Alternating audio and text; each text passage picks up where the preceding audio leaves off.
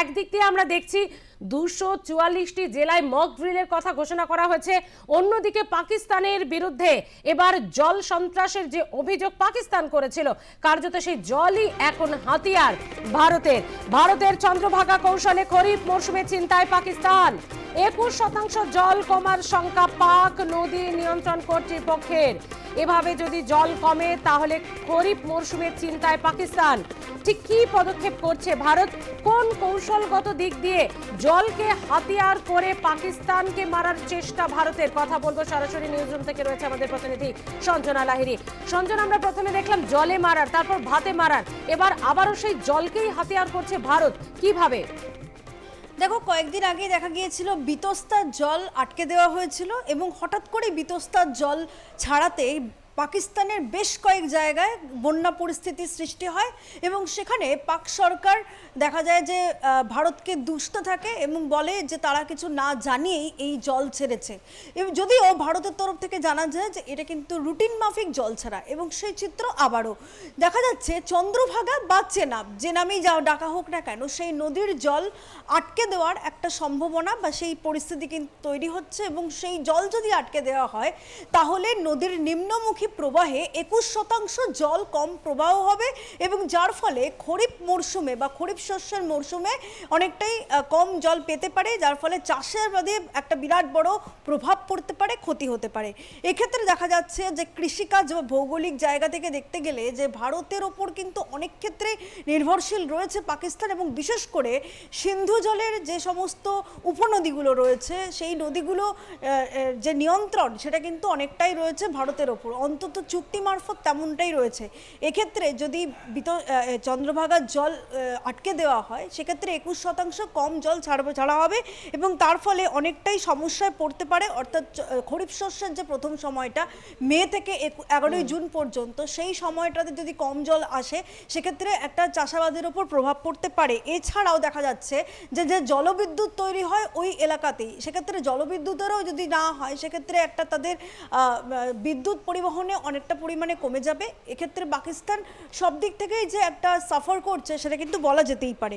এর পাশাপাশি যদি দেখা যায় যে খরিফ মরশুমের দ্বিতীয় অংশে, অর্থাৎ 11ই জুন থেকে সেপ্টেম্বর পর্যন্ত, এটা হচ্ছে খরিফ মরশুমের দ্বিতীয় ভাগ, সেই সময় যদি সেই জলটাকে আবারও দেখা যায় যে ছাড়ার পরিকল্পনা করে ভারত, সেক্ষেত্রে যেইটুকু চাষাবাদের জায়গা তৈরি হয়েছিল সেটাও কিন্তু বন্যায় ভেসে যাবে এবং অতি প্রবাহের ফলে বন্যা পরিস্থিতি এবং কম প্রবাহের ফলে খরা পরিস্থিতি, সব দিক থেকেই পাকিস্তানের একটা বিরাট বড় যে চাষাবাদের উপর প্রভাব পড়বে সেটা কিন্তু স্পষ্ট। এবং বিশেষ করে দেখা যাচ্ছে যে রামবনের বগলিহার অর্থাৎ এবং উত্তর কাশ্মীরের কিষানগঙ্গা বাঁধের পশ্চিমমুখী প্রবাহ রয়েছে, নদীর পশ্চিমমুখী প্রবাহ, অর্থাৎ পাকিস্তানের যেহেতু পশ্চিম দিকে, সেক্ষেত্রে পশ্চিমমুখী যে প্রবাহ রয়েছে সেখানেই এই বাঁধ তৈরি করা হয়েছে। সেক্ষেত্রে সেই বাঁধের জল যদি আটকে দেওয়া হয় সম্পূর্ণভাবেই কিন্তু ক্ষতিগ্রস্ত হচ্ছে পাকিস্তানের চাষাবাদ এবং পাকিস্তানের জলবিদ্যুৎ। সেক্ষেত্রে একটা বিরাট বড় যে প্রভাব পড়ছে ভৌগোলিক ক্ষেত্রে সেটা কিন্তু বলাই যায়, এবং সেই নিয়ে এর আগেও দেখা গিয়েছে পাকিস্তান রীতিমতো অসন্তোষ প্রকাশ করেছে এবং এমনকি রাষ্ট্রসংঘে গতকাল যে বৈঠক ছিল সেখানেও কিন্তু এই নিয়ে পাকিস্তান তোপ দেগেছে। যদিও সেই তাদের যে যেটা তারা বলতে চেয়েছিল বা যেটা তারা এস্টাবলিশ করতে চেয়েছিল সেটা কার্যত তাদের ধোপে টেকেনি। অর্থাৎ জলের ক্ষেত্রে যে একটা বিরাট বড় যে ক্রাইসিস তৈরি হচ্ছে পাকিস্তানে, সেটা সর্বতক্ষেত্রে চাষাবাদ বলো বা বিদ্যুৎ উৎপাদন বলো বা ভৌগোলিক ক্ষেত্রে বলো, সব দিক থেকেই যেটা বিরাট বড়। সঞ্জনা, তোমাকে একটু বিরত করছে, আমাদের সঙ্গে থাকো। আমাদের সঙ্গে প্রাক্তন সেনাকর্তা কর্নেল সৌমিত্র রায় রয়েছেন। কর্নেল রায়, ইতিমধ্যে তো আপনি জানেন যে ভারত কি কি পদক্ষেপ করেছে। এবার ভারতের চন্দ্রভাগা কৌশলে খরিফ মৌসুমে চিন্তায় পাকিস্তান, ভারতের এটা কত বড় পদক্ষেপ এবং এতে ঠিক কোন পরিস্থিতিতে পড়তে চলেছে বা পড়ছে পাকিস্তান? হ্যাঁ, এটা অত্যন্ত গুরুত্বপূর্ণ একটা পদক্ষেপ, যেটাকে আমরা ইন্দাস ওয়াটার ট্রিটি বলছি, সেটাকে সাসপেন্ড করা।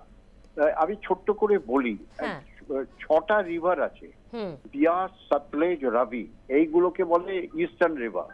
আর 6টা রিভার আছে, 3টে রিভার আছে ওয়েস্টার্ন রিভার, ইন্দাস, চিনাব, ঝিলাম। এই যে পঞ্চ নদীর সমাহার আমরা বলি না, পাঞ্জাব হচ্ছে পঞ্চ নদীর সমাহার।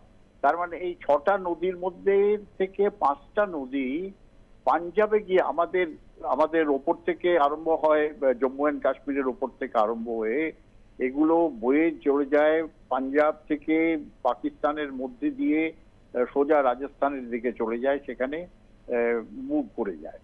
এই নদীগুলো বেসিক্যালি সমস্ত পাকিস্তানের যে রুরাল এরিয়া যেখানে চাষবাস ইত্যাদি হয়, এই রুরাল এরিয়াকে চাষবাসের জন্য এই নদীর জল অত্যন্ত প্রয়োজন।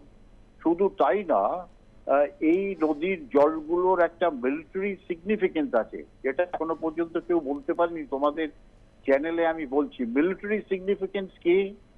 পাকিস্তান পাঞ্জাবের, তাদের পাঞ্জাব যেটাকে বলা হয়, আমাদের জম্মু অ্যান্ড কাশ্মীরের জম্মুর নিচে রামগড় বলে একটা জায়গা আছে, রামগড়, তারপর সাম্বার থেকে চলে আসে সুন্দরবনি থেকে চলে যায় ওটা গুরুদাসপুর থেকে চলে যায় ওটা অমৃতসর থেকে ফিরোজপুর থেকে ফজলকা থেকে আব্বাসে চলে যায়।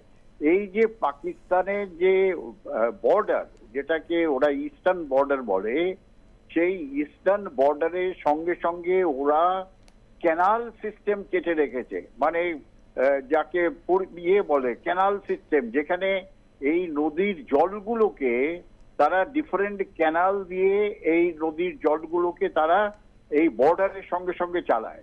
ওই ক্যানালের ওপারে মানে পাকিস্তানের দিকে ওরা এই ক্যানালের ওপরে বাঁধ বানিয়ে সেখানে বাংকার বানিয়ে ডিফেন্সিভ পজিশন বানিয়ে রেখেছে।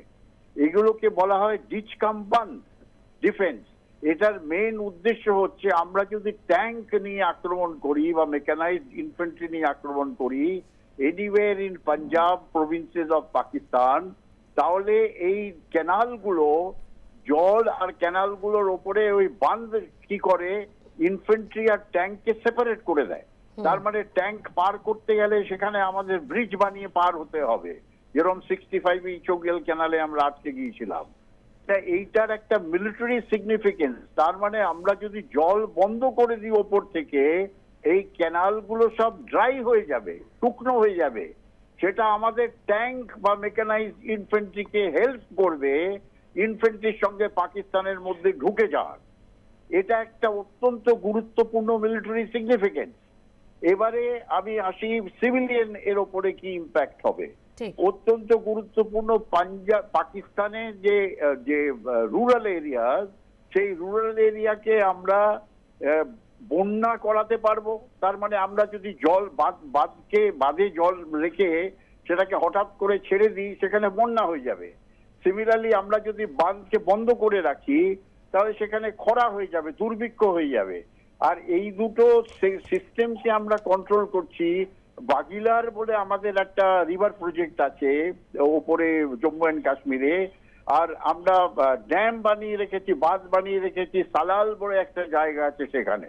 এই দুটো জায়গা থেকে এই নদীগুলোর জল কমপ্লিট কন্ট্রোল করা হয়। আর এই নদীগুলোর জল বন্ধ হয়ে গেলে, যেরকম আমি বললাম যে পাকিস্তানে আমরা বন্যা নিয়ে আসতে পারি, পাকিস্তানে আমরা পুরো শুকিয়ে দিতে পারি, সেখানে খরা বা দুর্ভিক্ষ লেগে যেতে পারে। আর মিলিটারি সিগনিফিকেন্স আমি বললাম, এই যে ডিচ কাম বাঁধ যে ডিফেন্স সিস্টেম পাকিস্তান বানিয়ে রেখেছে সম্পূর্ণ ইন্টারন্যাশনাল বর্ডারের সঙ্গে সঙ্গে, সেই ডিচ কাম বাঁধের ডিচগুলো পুরো ড্রাই হয়ে যাবে, সেখানে কোনো জল এর প্রশ্নই নেই। এটা অত্যন্ত গুরুত্বপূর্ণ একটা পদক্ষেপ ভারতের দিক থেকে। আমরা কিন্তু 1965 সাল 71 সাল কার্গিল যুদ্ধের সময় এটা বন্ধ করিনি, এটা চালু ছিল, যেহেতু এটা 1960 সালের এগ্রিমেন্ট ছিল। কিন্তু আমরা এখন বন্ধ করে দিচ্ছি, আমরা এটা কন্ট্রোল করছি পুরো।